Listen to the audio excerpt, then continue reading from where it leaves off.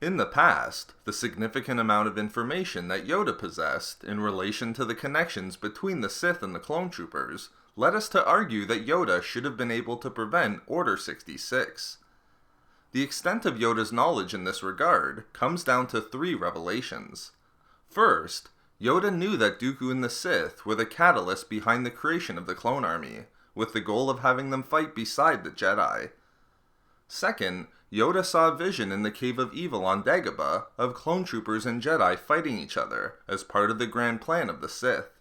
And third, the Jedi discovered an unknown biochip was present within every clone, and when one malfunctioned, it caused the clone to attack and kill the Jedi closest to him. With this information, it seems almost impossible that Yoda couldn't act to prevent Order 66. However, perhaps Yoda's knowledge of the connections between the Sith and the clone troopers was superseded by other knowledge, which convinced him that the more prudent course of action was to accept that the Jedi Order was already doomed, and instead of trying to prevent what would become Order 66, he should focus on the long game against the Sith. Therefore, maybe Yoda isn't to blame for failing to prevent Order 66. Nor can we point a finger at Oppo Rancisis for his failure to produce better ideas. But how would Yoda have been convinced to focus on the long term, and how did he come to obtain this new information? In this video expose, I will explain how the Force Priestesses convinced Yoda to let Order 66 happen in the short term so as to ultimately defeat the Sith in the long term. While meditating on the meaning behind Dooku commissioning the Kaminoans to create a clone army for the Republic and Jedi Order, Yoda heard the voice of Qui-Gon Jinn.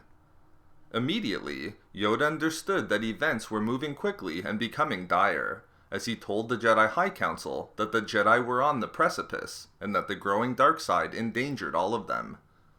Ultimately, the voice of Qui-Gon instructed Yoda to travel to Dagobah, which Yoda did.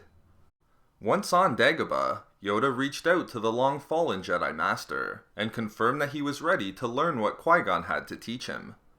When Qui-Gon communicated with him again, he instructed Yoda to follow a group of fireflies, which brought him to the Cave of Evil. Qui-Gon told Yoda that it was from within the cave that he would receive the answers that he was looking for, in regard to the future and the identity of the Dark Lord of the Sith. Once inside the cave, Yoda saw a vision that clearly demonstrated to him that in the future, Jedi and clones would turn on each other, a Jedi would betray the Order, and the Dark Lord of the Sith would kill Jedi. After departing the cave, reeling from the images that he saw, Yoda was shocked by how powerful darkness and evil had become within the galaxy. Yoda asked Qui-Gon when the vision would happen, clearly demonstrating that Yoda knew an attack on the Jedi was imminent. Importantly, Qui-Gon informed Yoda that the attack was already occurring, and that the Clone Wars was the catalyst for evil and the dark side growing in power. When Yoda asked how the Jedi could prevail, Qui-Gon confirmed that dark times were ahead, but that hope would come in a form that was not expected, and that Yoda must learn how to recognize and seize this new opportunity if the forces of light were to be victorious against the Sith. Qui-Gon then instructed Yoda to locate a planet using the Force, wherein he would learn this new opportunity for victory and the ability to preserve his life force after death by manifesting his consciousness as a Force ghost from the Force Priestesses. Therefore, even prior to meeting the Force Priestesses, Yoda learned from Qui-Gon that the dark side had already grown so powerful in the galaxy that he must seek to defeat it in a way that he didn't yet realize. Of course, Qui-Gon meant that victory against the Sith would not come from winning the Clone Wars, but rather in focusing on the long term with Luke. However, this wouldn't become clear to Yoda until he underwent his trials from the Force Priestesses. When Yoda found the Force planet as instructed by Qui-Gon and came face to face with the Force Priestesses, he informed them that he was told that they could help to teach him how to manifest his consciousness after death. Importantly, while the priestesses debated whether Yoda was worthy of the gift, the priestess Serenity stated that his destiny was already set, and therefore not for them to debate, as he was worthy of the knowledge to becoming a Force ghost, simply due to his destiny to teach the individual who would save the universe from the great imbalance to come. Therefore, even before his trials began, although Yoda didn't understand what must be done, he was informed by both Qui-Gon and the Force Priestesses that dark times would be coming. And not only could Yoda do nothing to prevent it, but it wasn't up to him to do so. Rather, it was his destiny to train the one who would contribute to saving the galaxy. Although Yoda had knowledge of the forces behind Order 66, he was slowly being taught by the priestesses that there was nothing he could do to stop it, and needed to look to the future if the forces of light were to succeed. Yoda's first trial to learning the ability to become a Force Ghost is an important one. He had to confront the dark side that continued to linger inside of him, but which he did not believe to still exist. Ultimately, Yoda was able to defeat his dark side by recognizing its existence, but choosing to not grant it power. As explained following the first trial by Serenity, the trial was to force Yoda to conquer his hubris, so as to allow him to trust in the teachings and guidance of the priestesses, and not believe that he had all of the answers. Conquering his hubris was significant to Yoda, ultimately being convinced by the priestesses to allow Order 66 to occur. That is, to stop focusing on the short term and winning the Clone Wars, and to focus on the long term. When he first learned that Dooku and the Sith were behind the creation of the Clone Army, Yoda was convinced that the only way forward, and the only choice open to the Jedi, was to attempt to win the Clone Wars as quickly as possible, as only then could the Sith be defeated. By allowing Yoda to conquer his hubris, the Force Priestesses ensured that Yoda would be open to understanding and being convinced that he must let Order 66 occur to save the forces of light in the long run. Yoda's second trial was just as important to his being convinced by the priestesses to let Order 66 happen as the first trial. The second trial demanded that Yoda enter the Valley of Extinction to learn to let go of his emotion and attachment.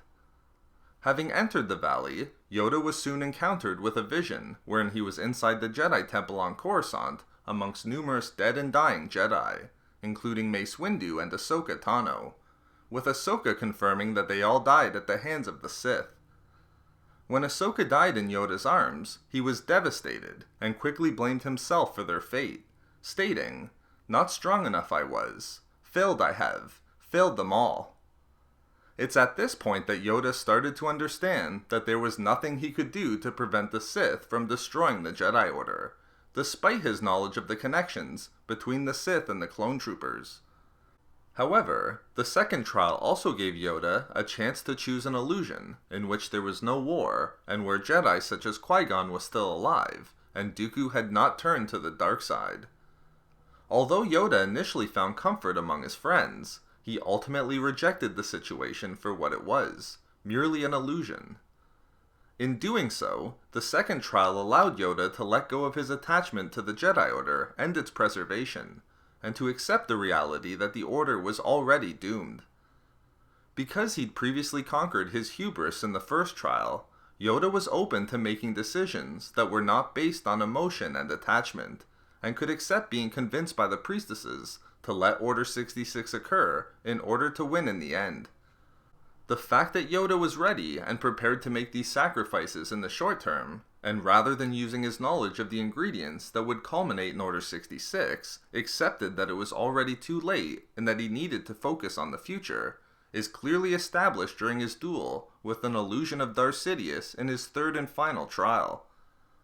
While Sidious was trying to seduce and break Yoda by tempting him to turn his back on his commitment to the light, Yoda finally realized what had to be done, and told Sidious, "The future is not yours yet.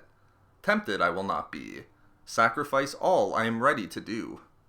Clearly, through the trials and teachings of the Force Priestesses, Yoda concluded that despite everything he knew about what would become Order 66, and the fact that the clones would be used as part of the Sith's grand plan, the destruction of the Jedi Order was inevitable.